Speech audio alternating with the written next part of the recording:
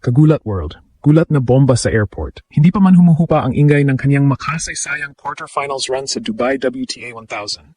Muling niyanig ni Alexandra Alex Ala ang social media dahil sa kanyang viral departure patungong United States. Ang shock factor?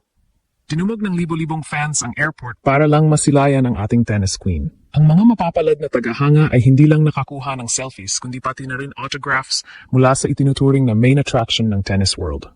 Mula sa Middle East, lilipad na si Alex patungong California para sa prestihiyosong Sunshine Double, ang Indian Wells at Miami Open. Ito na ang kanyang heroic stand para muling patunayan na ang Filipino tennis ay world-class. Ang conflict explode ay ang tindi ng expectations na bit.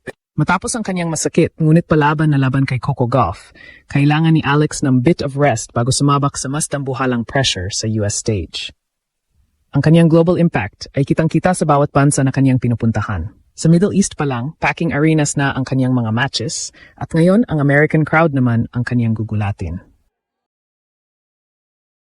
Marami ang nagtatanong, kaya ba niyang maulit ang kaniyang Cinderella run? Noong nakaraang taon sa Miami, kung saan pinatumba niya ang mga world top 10 stars. Ang kaniyang authentic na pasasalamat sa mga fans ay nagpapakita ng kaniyang pagiging grounded sa kabila ng skyrocketing market value. Pero sa gitna ng selebrasyon ng kaniyang departure, may isang secret weapon bang inihanda si Alex para sa Indian Wells. At sino ang unang global superstar na kaniyang posibleng matapat sa round 1? Huwag kukurap dahil ang US invasion ni Alex Ala ay opisyal nang nagsisimula. Sadyang hindi matatawaran ang pagmamahal ng mga Pilipino kay Alexandra Ala. Sa kaniyang pag-alis sa Dubai, naging viral sensation ang mga clips kung saan makikitang nakapila ang mga fans para lang makakuha ng selfie at autographs. Ang eksenang ito ay parang isang rockstar arrival na nagpakita na si Alex ang pinakamalaking draw sa rehiyon.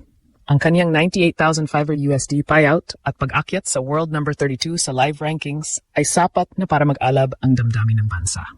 Ngayon, bitbit ang kaniyang authentic na giting, handa na siyang sumabak sa Indian Wells, ang tinaguriang 5th Grand Slam. Ang shock factor sa kaniyang pag-alis ay ang kaniyang unstoppable momentum. Kahit pagod mula sa Middle East swing, hindi nawala ang ngiti ni Alex sa bawat fan na lumalapit. Ito ang heroic stand na hinahangaan ng lahat, ang pagiging mukha ng Southeast Asian tennis habang nananatiling mapagkumbaba. Ang kaniyang Sunshine Double campaign ay hindi lang basta tournament. Ito ay isang misyon para mapagtibay ang kaniyang puwesto sa elite circle ng WTA. Sa Indian Wells at Miami, ang kaniyang left-handed power ay muling masusubok laban sa mga pinakamahusay sa mundo at ang buong Pilipinas ay handang magpuyat para panoorin ang kaniyang bawat tira. Sa pagtuntong ni Alex sa United States, isang tactical evolution ang inaasahan mula sa kanya. Ang kaniyang bit of rest ay nagsisilbing preparasyon para sa kaniyang debut sa Indian Wells main draw. Matatandaan na noong nakarang taon, ginulat ni Alex ang mundo ng talunin niya, sina Iga Swiatek at Madison Keys sa Miami.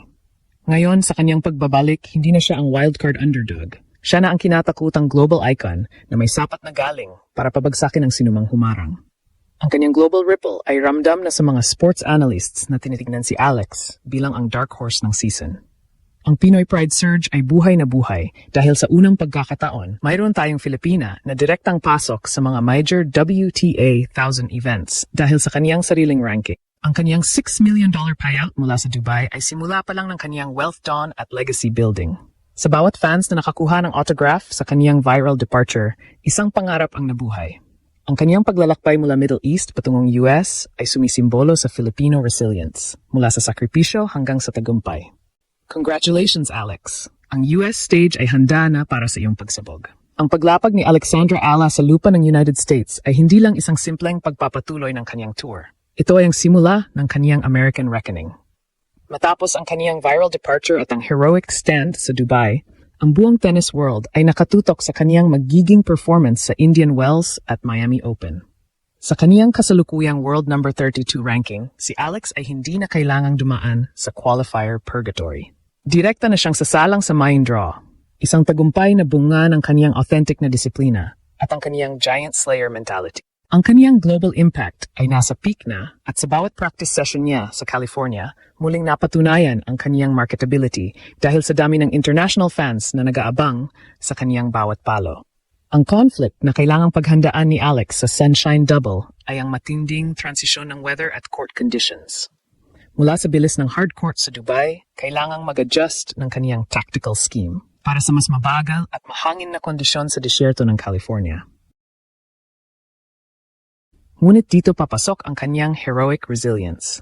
Ayon sa kaniyang coaching team mula sa Rafa Nadal Academy, ang bit of rest na nakuha niya matapos ang Middle East swing ay ginamit para sa mental recovery at tactical visualization. Ang kaniyang target, ang mabasag ang top 20 barrier bago matapos ang summer. Ito ang golden blueprint na maglalagay sa kaniya sa kasaysayan bilang pinakamatagumpay na Southeast Asian tennis player sa modernong era. Ang online reactions sa kaniyang pagdating sa US ay sadyang wild. Ang mga Pinoy communities sa California at Florida ay naghahanda ng mga Alex Eala banners para punuin ang mga stadium. Ito ang tunay na Pinoy pride surge.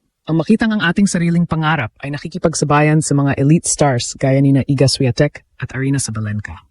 Ang kanyang $6 million payout mula sa Dubai ay nagbigay sa kanya ng financial freedom para kumuha ng mas malawak na support staff. Kabilang ang mga nutritionists at performance analysts na magsisiguro na ang kanyang wealth dawn ay sasamahan ng physical dominance.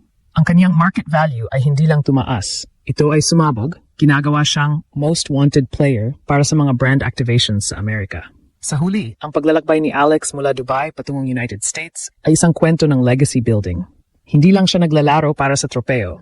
Naglalaro siya para sa bawat batang Pilipino na nakakita sa kaniyang viral selfie clips at naniwalang kaya rin nilang sakupin ang mundo. Ang kaniyang debut sa Indian Wells ngayong March 4 ay magsisilbing shining hope para sa Philippine tennis. Sa kaniyang bawat ace at bawat winner, pinatutunayan ni Alex na ang kaniyang tagumpay ay hindi tsamba kundi isang global phenomenon. Ang Sunshine Double ay handa na para sa kaniyang pagsabog at ang buong bansa ay nakandang sumaksi sa muling pagpapakitang gilas ng ating tennis queen.